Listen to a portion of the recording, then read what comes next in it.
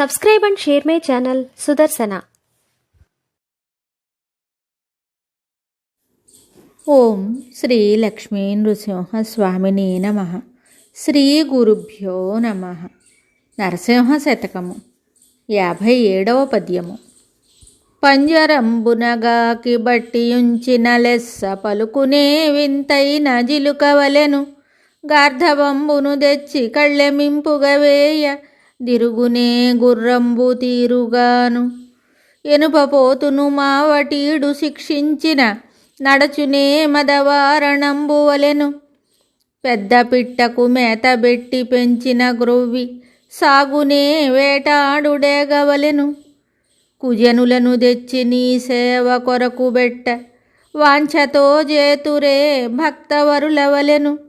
భూషణ వికాస శ్రీధర్మపుర నివాస దుష్ట సంహార నరసింహ దురిత దూర.